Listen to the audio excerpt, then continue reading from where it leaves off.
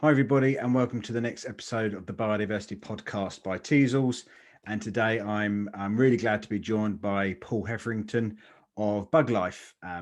Paul is the Director of Fundraising Communications at Buglife. And yeah, it's great to have you on, Paul.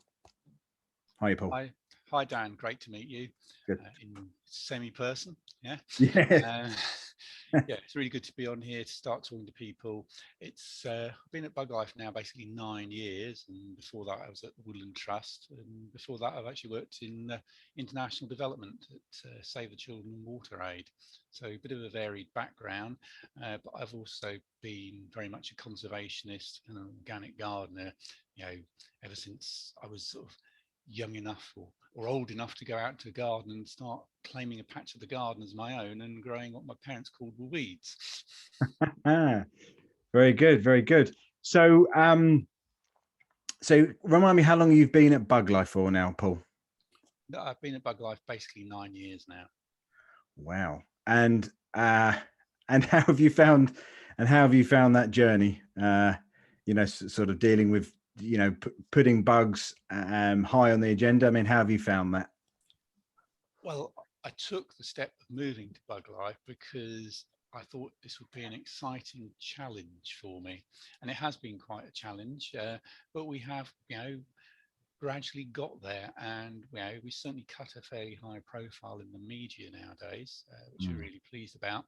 And although we are a bit of a Mr. McCorber charity in that as long as we get 1 pence more in than we're expending, we're happy, the last couple of years we've actually done quite well and been able to grow the organisation in a sort of sustained manner. So things are now starting to really look up. But yeah, it was a real sort of challenge to come into what was effectively a brand new post, to start a whole new development and section up for the charity. And we've now moved to a situation where roughly a third of our income is not tied to projects. Good stuff. Paul, my camera's just gone off. I can see that. Yeah, there we go. Sorry about this.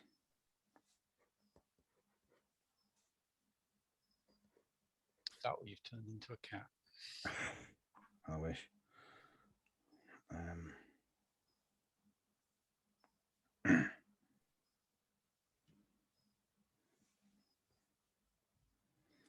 Sorry about this.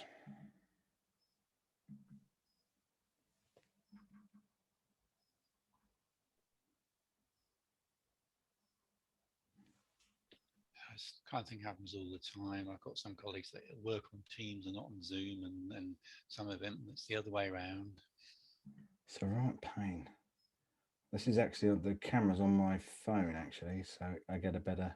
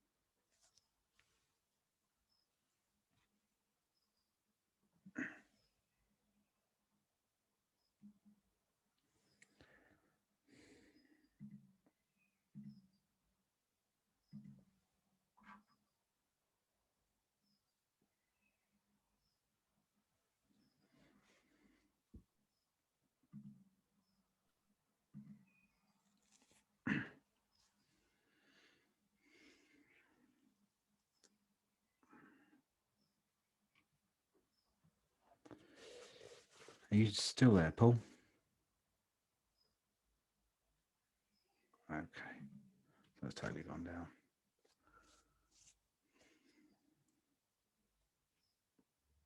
There we go. Okay. Okay.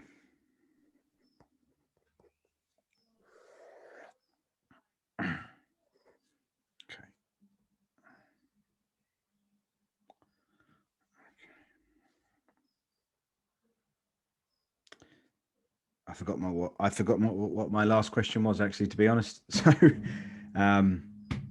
apologies for that. So, okay, so let's get started.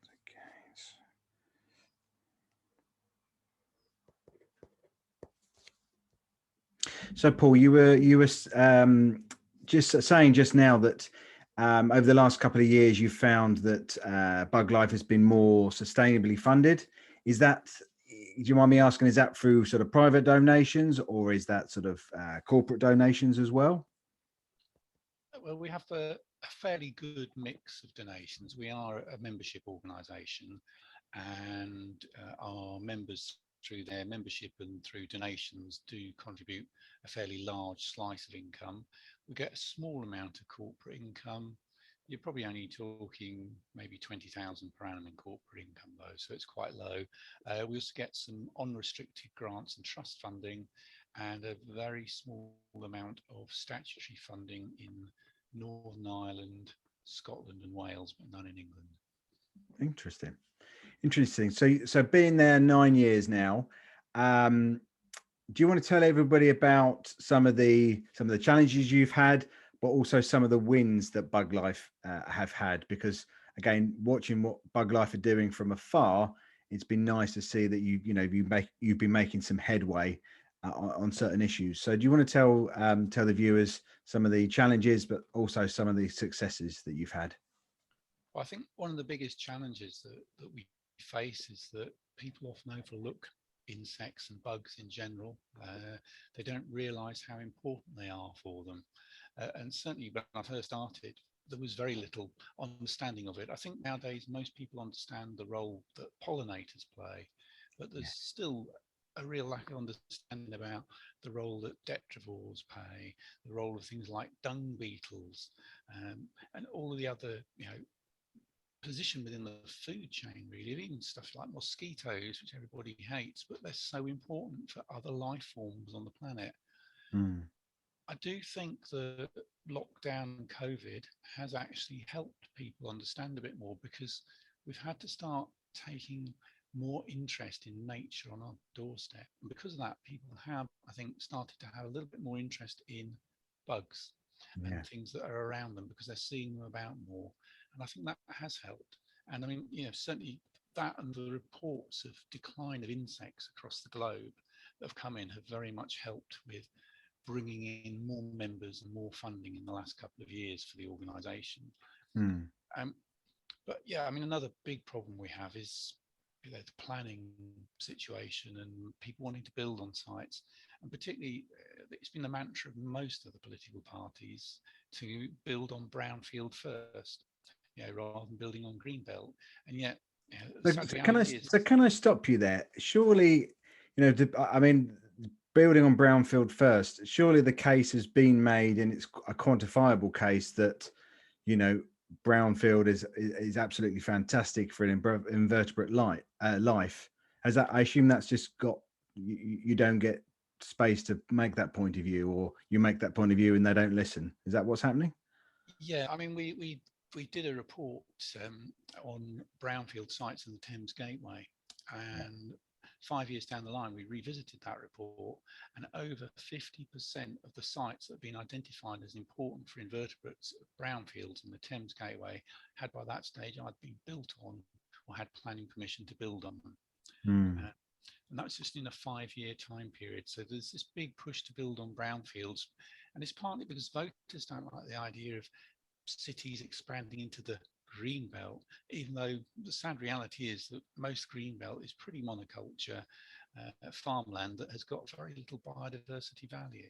And it would be far better for wildlife if we did expand into green belt than we double the brownfields. It's not to say every brownfield site is fantastic. There are some ones that have very little value, but some of our most important sites in this country are brownfield, and we're forever having to fight to save these key sites.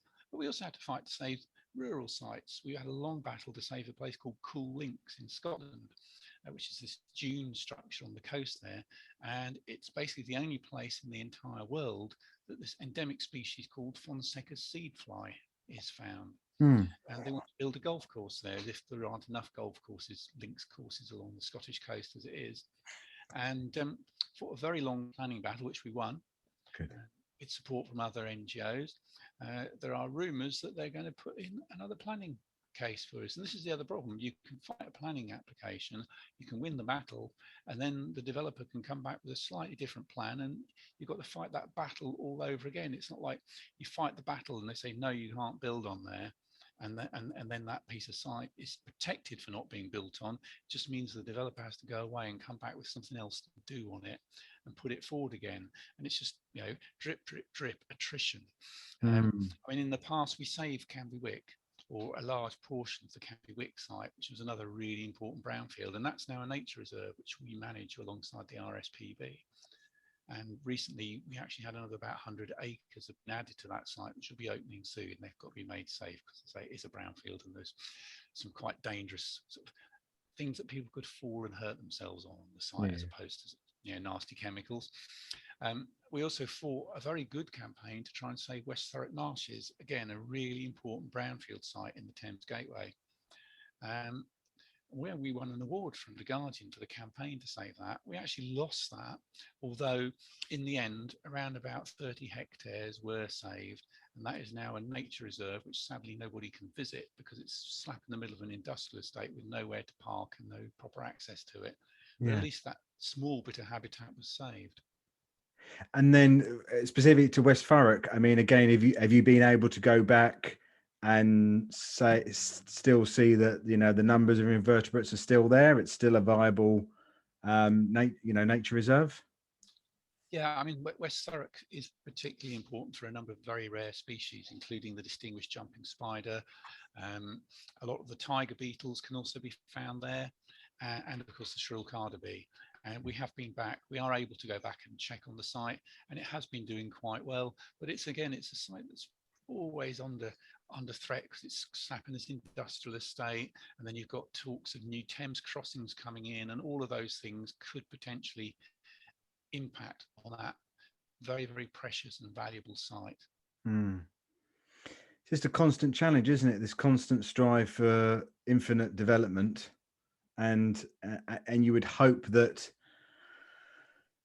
in the planning system there can be mechanisms to protect wildlife. I mean, what is your hope about that?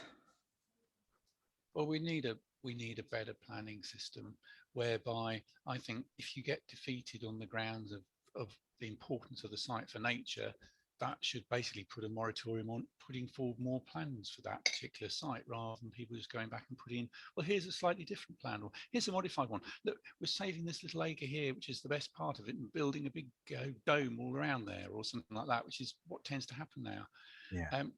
And the other thing that needs to happen when these sites do get the go-ahead to be built on, and they have to carry out mitigation.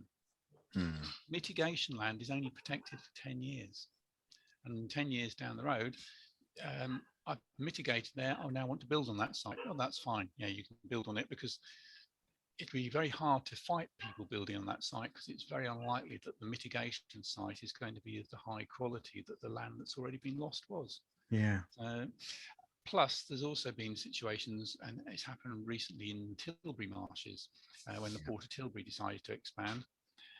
Destroyed another fantastic brownfield site. We fought a long, hard campaign, but it was declared national infrastructure to make a lorry park for container lorries to use Tilbury Port. Mitigation for that is being put on a site that 5 years ago had mitigation for another development. So you can put one mitigation on top of another mitigation. So there is no real protection. And they talk about net biodiversity gain, but there isn't. Not when you're putting the so-called gain on top of another site and you're only protecting it for 10 years. There's no real gain there. The whole system is rotten, and it needs to be radically reformed. I mean, it's similar to the process with pesticides and pesticide approval. Again, we should be exercising the precautionary principle. We shouldn't just say, oh, it's safe to put out there because it doesn't harm honeybees, because you haven't actually looked at what effect it might be having on our native wild pollinators. And it's exactly the same problem with the planning system. It's not fit for purpose if that purpose is to truly protect stuff of importance. So, I mean, I didn't realize that a mitigation land was only there for 10 years. So So are you? So you see that? So a lot of off-site mitigation is just a tick box exercise where there's a piece of land, perhaps unconnected, geographically unconnected to the site you're dealing with, and it's just put on as a tick box exercise. Is that what you're saying? That's basically what happens for the mitigation. Yeah, and then it can be in 10 years' time they can do what they want with it. It's a real shame. But I mean, again, if you cut down a really valuable ancient tree, you'll probably be fined a couple of £1,000 for it, and that's it. But the tree's out of the way, and you can build there. If you were to knock down an important listed monument, you'd have to pay a fine and put that monument back together, but you can't put the tree back together. So again, unscrupulous developers can get away with wrecking stuff in the name of, okay, we'll pay a small fine for wrecking it, but then we can develop our multi-million-pound complex. Yeah. So again, the system does not protect nature. No. And like you say, I mean, there's many. I mean, on the example of trees, there's many examples of how you put a value to a tree, but there's never anywhere going to be a deterrent, is it? It's just, I guess if they looked at the overall aspect and the multitude of actual value it provides, I don't know, like giving us oxygen, filtrating our water. I can't, I struggle to see why that isn't overlooked, or a massive value, monetary value, is put on those ecosystem services. It amazes me. Yeah, but the point is, you would have to put a massive figure on it to deter people from developing the site, wouldn't you? Because if I'm going to get multiple millions of pounds for developing a site, I'm not going to quibble at paying a few thousand or tens of thousands of pounds in fines out. No. No. Yeah. So, but some of the successes that Buglife have had. So you've been doing, what was it? The campaign on neonicotinoids, and that was, well, that was a success. But they tried to provide. I saw in the news last year they tried to bring it back on license for the sugar beet. So sadly, that got knocked back. Yeah, so we have over the years campaigned a lot on pesticides. Our first big campaign was actually a pesticide called cypermethrin, which was an ingredient used in sheep dip. And we had a look into this and basically discovered that one drop of it getting into a stream would wipe out all the invertebrate life in that stream for around 10 kilometers downstream of where that drop got in the water system. So it was having a potentially devastating effect on life in our freshwater streams and rivers. And of course, if you take out the invertebrates, you're also going to have a knock-on effect on the fish and everything else in that river system. Yeah. So we discovered this, we put this forward, and after a number of years of campaigning on it, it's actually ended up being globally banned from being used in sheep dip. It is still actually used in a couple of products, but it's not used in sheep dip anymore because of the campaign we fought. After the success of that campaign, we then started to look at the neonicotinoid pesticides. Now, one of the problems with those is that they were basically being used just to treat everything, seeds coating it so plants grew up with it in them. And it has a half-life of about 2 years. So it's going to be a very, very long time before it disappears from the soil when it's been put in there. But what we had was these treated seeds drilled into the ground. If you've ever sort of seen people putting seeds into the ground, there was this white dust came off, and depending which way the wind blew, that would then go all over the nearby hedgerow. And of course, this coincided with the time when farmers were getting little subsidies to plant small areas of wildflowers around the edge of their fields. Which sounds like a really good idea until you thought, so they're planting these wildflowers, and then they're sowing these poison seeds in the field, and then the poison that's been put on these seeds as you sow them is coming out as this dust, and it's going all over the wildflowers. So you produce something that looks really, really inviting to pollinators, but is absolutely lethal to them. So it's a double whammy, really. Just lack of joined up thinking. But the good thing about it is that we eventually managed to get neonicotinoid pesticides banned by the European Union, and they're no longer allowed to be used in Europe. and they're also currently no longer allowed to be used in the UK because we haven't yet diverged from that EU ruling about their usage. It is something that every year, though, there's a strong lobby comes from the farming community in all of the nations of Europe, really, Mm. to say, can we have dispensation to use them on sugar beet or rapeseed or whatever the particular product they want to use them on is? And they say, our harvest of rapeseed is going to be destroyed if we don't have it to deal with the flea beetles. Now, what happens with rape is a flea beetle will go on it and it nibbles away and the odd flower head drops off. What does rape do? It puts more flower heads on. Mm. So you don't actually, unless you've got a huge infestation of them, it doesn't have a negative effect. And what has been found by looking at yields of rapeseed oil subsequent to the ban coming in is that the average yield has gone up per hectare. So they're actually getting more, and that's because it's getting pollinated better than it Mm. was when it was all poisonous for pollinators to get on. Now, the downside from a farming perspective is there are the odd farmer and field that has been very, very badly hit. They've had a really bad infestation of these beetles and their crop has been negligible. But the majority of farmers have had bumper crops as a result of the ban. And this is often the case with these chemicals because, you know, farmers are encouraged to use these things. They thought, this is the next best thing, this is the new thing to use. And they start Yeah. using these chemicals when, in fact, if they hadn't been using them at all, they may well have been doing a lot better with their yields. But it's all sort of new gizmo, come and get it, and a lot of marketing push behind it. And I guess following on from that, I guess that biological controls. That's a lot. I mean, in your experience, how much IPM do farmers really use, or not at all? The short answer is definitely not enough. Uh, there are some farmers who are moving towards that kind of activity, and it is very, very effective.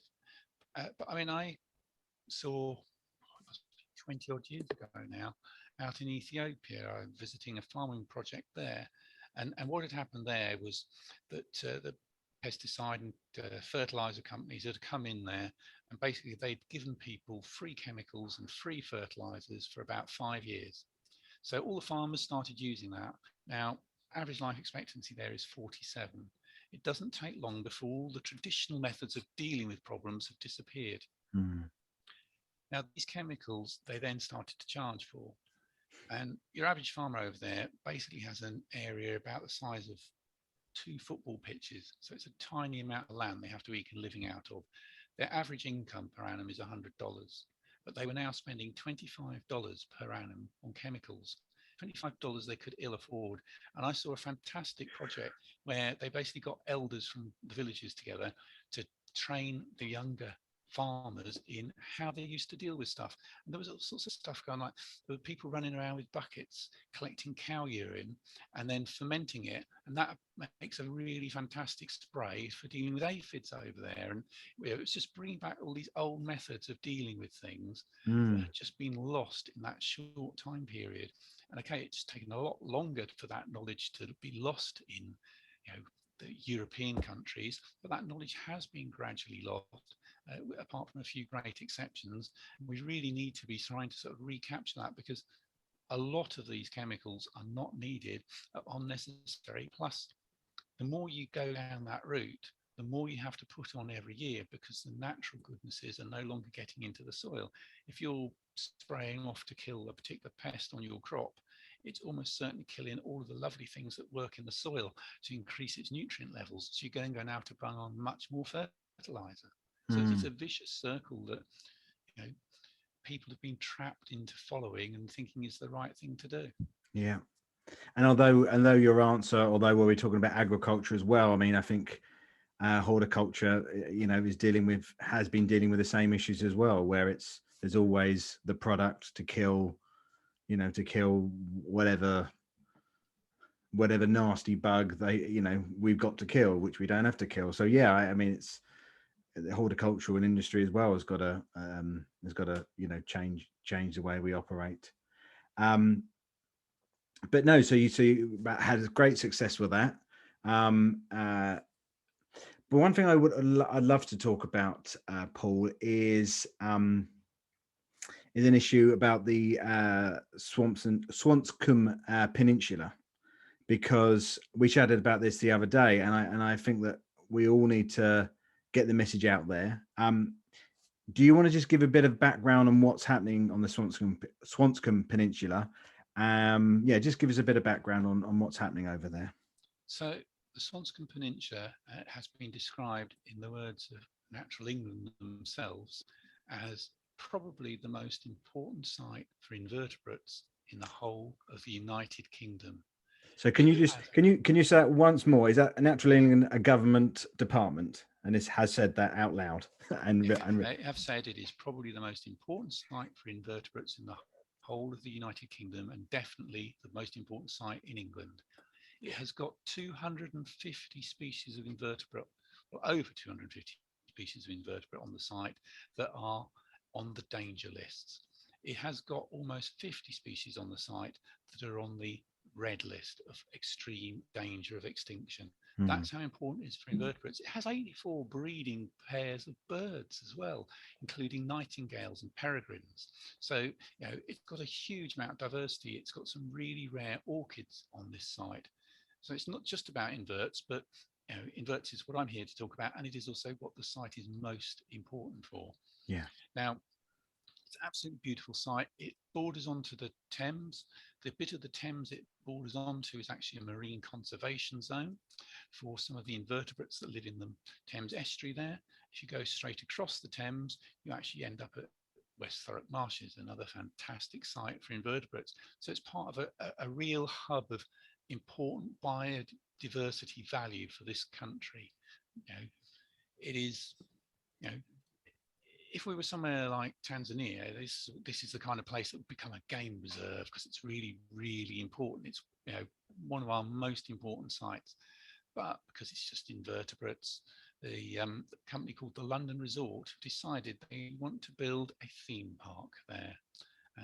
Because that's what we need, isn't it? A theme park. We have one of the most fantastic sites for nature in the world on our doorstep, but we need to turn it into a theme park. I'm going to have a sort of space world. There's going to be dinosaurs there. So that's great, isn't it? We're going to extinguish and make extinct some of our most rare animals to bring a theme park with dinosaurs in it. And okay, so who remind me, who owns London Resort? What's that about? So London Resort is the development company, and is it P.Y. Gerberg? I think it's the man who's behind that, who was also the man behind the Millennium Dome and other such projects. And so he's kind of leading that company, but the main protagonists are the BBC and ITV, and some independents who are basically looking to have studios and themed areas there. So I don't know, maybe we'll have a Doctor Who zone there or something like that, perhaps. It's going to basically be themed around, they've got to have a series of different zones, and they're likely to be themed around the various television programs. Okay, well, okay, I'm trying to think of a constructive answer that I'm going to give. Okay. Okay, so where do we? Okay, oh, that's just it's just terrible. So where do we go from here? What can be done? What kind of recourse is there? I mean, what is Natural England's? Correct me if I'm wrong. They want to make it a triple SI, or it is a triple SI. So we contacted Natural England and asked them to make this site into a triple SI, site of special scientific interest, and they had a think about it, and then they basically agreed. So at the moment it is a triple SI designate. So it has the same protections as the triple SI, whilst Natural England carry out a public consultation on its status. And that consultation ends on the 12th of July. Okay. And I would really urge anybody who listens to this podcast to have a look. We've got a page on our website that talks about this process and how you can get involved. There's a questionnaire that you can fill in and send back to Natural England, all about why you think this site should be a triple SI. So particularly if you live local to the area, or if you're someone who knows a lot about nature, conservation, ecology, or you just feel really strongly about it, please write in support of this site becoming a triple SI. Hopefully we will get the triple SI. We are pretty confident we will, but the more support we can get at this stage, the better. Of course, becoming a triple SI doesn't necessarily save the site, but it makes the case for retaining it that much stronger. Okay, so becoming a triple SI, we'll give it a sort of legal consideration within the planning, but how much, in your experience, how much weight does that actually hold? Because correct me if I'm wrong, that this lovely theme park is wouldn't go for the original sort of planning system. It's going to go through potentially the infrastructure fund, or sorry, the infrastructure. So yeah, this site is somehow being allowed to progress as a national infrastructure project. Okay. How a theme park can be considered this was a piece of legislation that was originally brought in to enable governments to get on with things like building an M25 or high speed 2, etc. So some of those things are pretty dubious, but they were something of a national infrastructure. The Tilbury Marshes case that we talked about, that was also a national infrastructure project because it was an expansion of a national port. Yeah. How is a theme park considered to be a national infrastructure project? I might as well just say, I'm going to build a housing estate. That's a national infrastructure project. And the big problem with national infrastructure projects is they bypass most of the planning hurdles. Because normally your first hurdle is to get local authority approval, and it brings in local accountability. This bypasses all of that. You have a planning inspectorate, looks at the cases, makes a recommendation to the minister, and then the minister says, yes, I agree with my inspectors, or no, I don't agree with my inspectors, and makes a judgment, and that's it.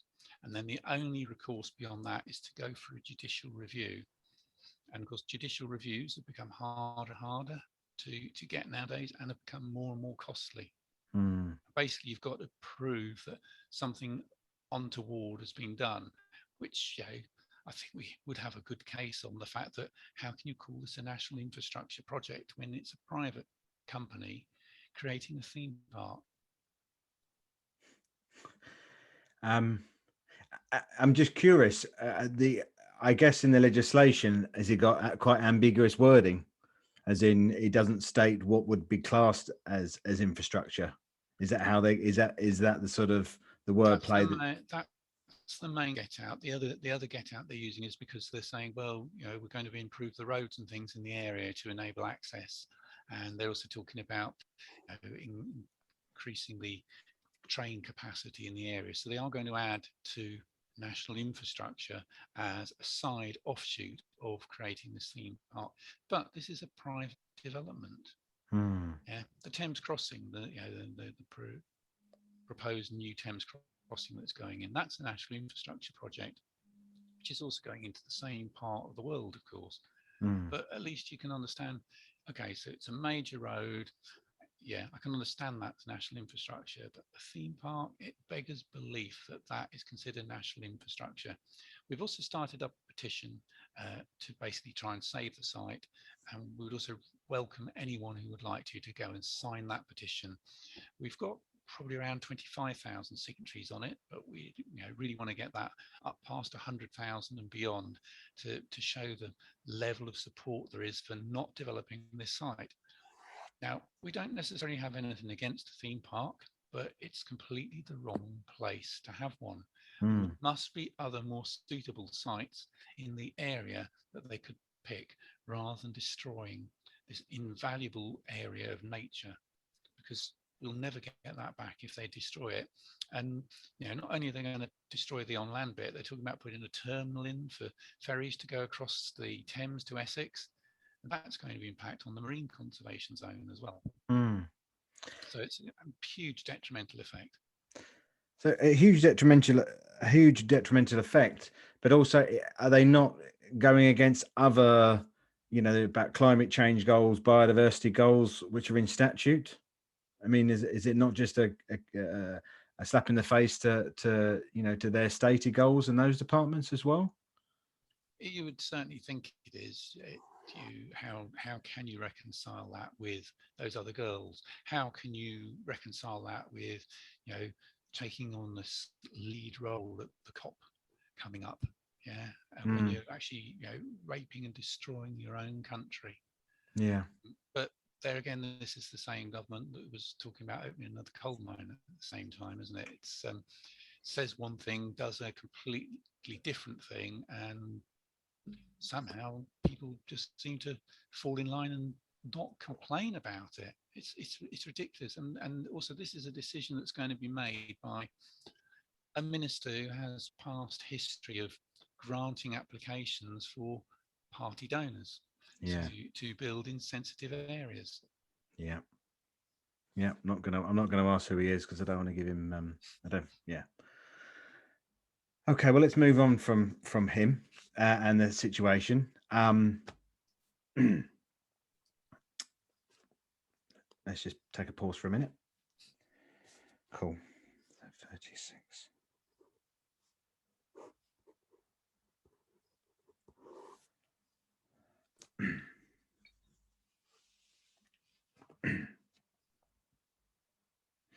Okay, should we move on to what so we talked about obviously reducing sort of the use of sort of pesticides. But shall we touch on what people shouldn't do in sort of, not perhaps, I don't know, not necessarily agriculture, but in sort of horticulture and perhaps at, I don't know, county council level, if you like, sort of at a local level, I guess, what people can do, what people shouldn't do. And where are we?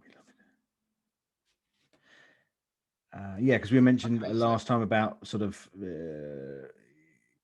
light pollution and stuff like that. Would that be okay to talk about?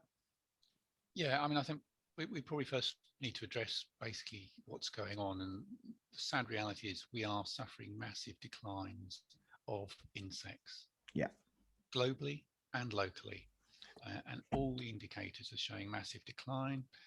In worst case scenario, we're looking at potentially 40% of species of invertebrate becoming extinct by about 2050 if action doesn't get taken to reverse these trends.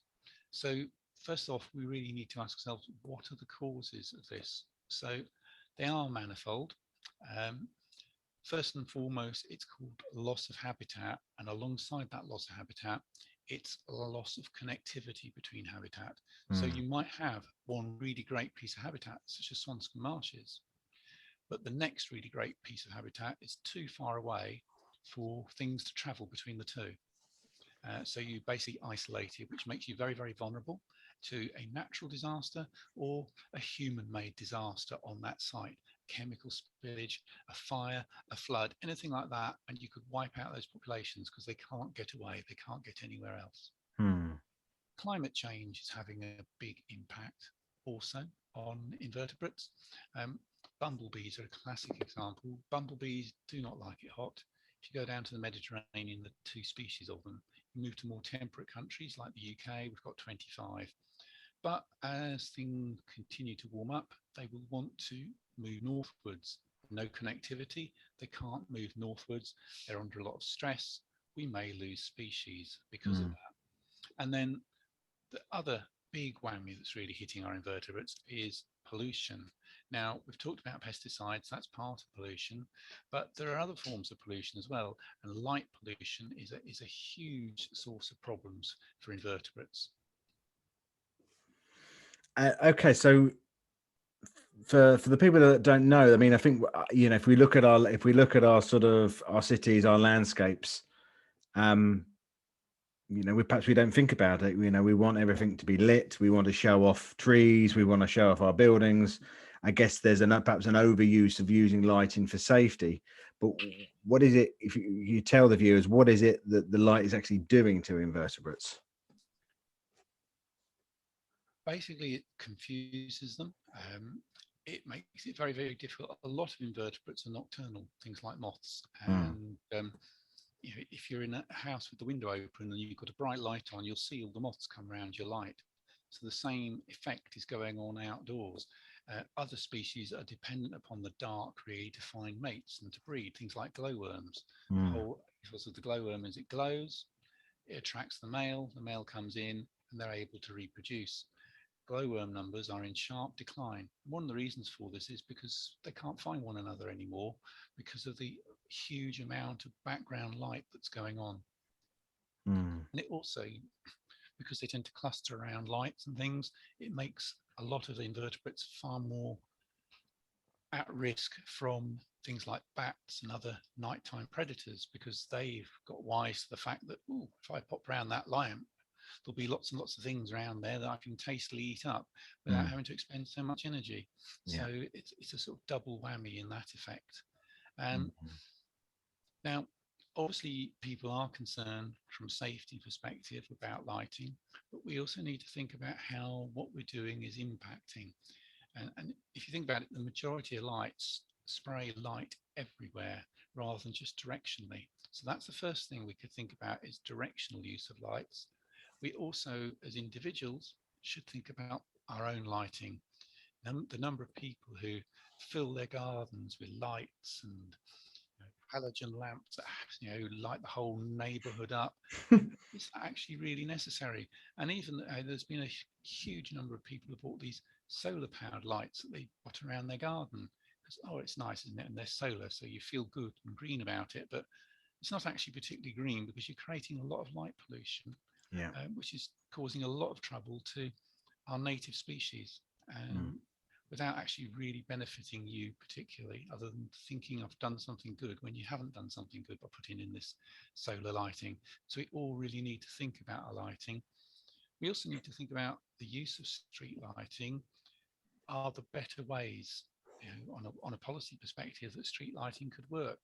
Can it work on some form of motion sensor where the lights maybe one or two ahead and two behind somebody come on and go off as people move along the street Mm. in order to provide that protection for people from, unfortunately being generally attacked by other humans, but at the same time not impact so badly on our natural world around us.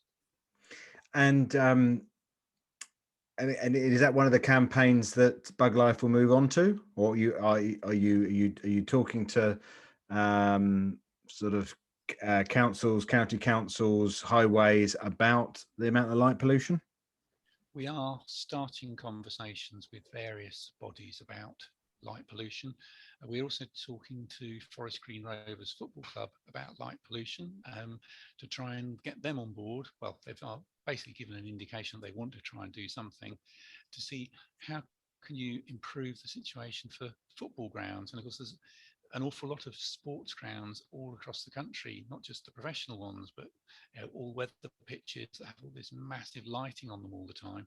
Can we look at trying to make that more directional so that we light the pitch, but we don't light the whole area around it? And we don't create this massive glow in the sky, which also causes impacts on people's ability to see the night sky. If you Yeah. go outside with all that glow there is so little you can see. We've all heard about dark skies, and anyone who's been in a dark sky area or been in some of the more developing countries of the world where you get dark skies, the clarity you get in that night sky is absolutely fantastic. Mm. The impact that a shooting star has in one of these really dark places is incredible. This massive luminescence, and we miss all of that because of all this pollution we've got going on around us.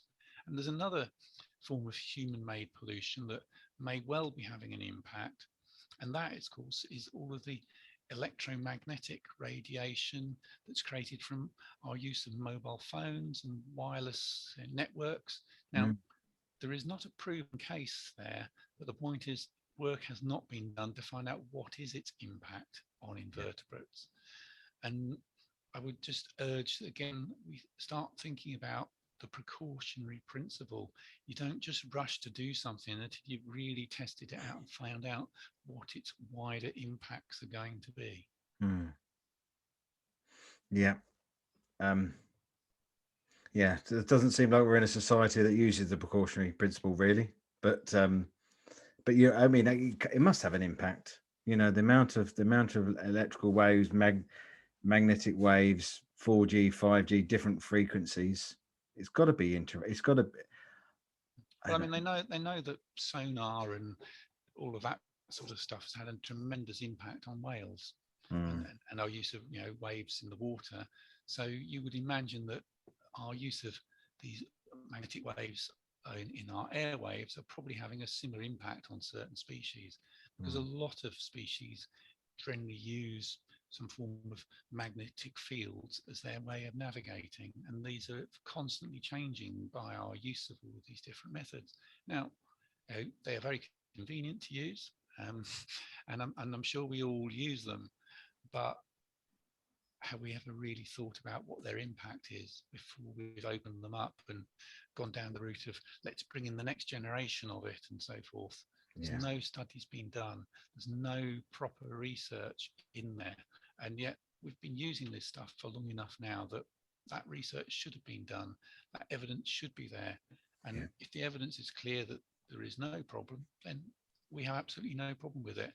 But we just feel that that research needs to be done, and we potentially need to put a brake on developing more stuff and moving forward until we know what impact we're having.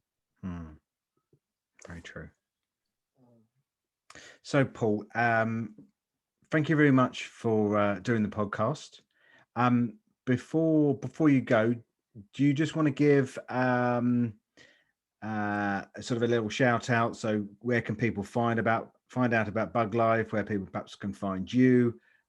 Just to give us sort of a final book note to the to the end of the podcast. So, if any of the things we've been talking about are of interest to you, if you go to www.buglife.org.uk, you'll find a whole host of information. There's a detailed lighting report. There's lots of information about Swansea Marshes, what's going on there. And there's also a lot of information about this great project called Beelines, which is all about putting connectivity back into our country to enable pollinators and other bugs and generally wildlife to be able to move around the country in the way that our trains and our cars are able to now.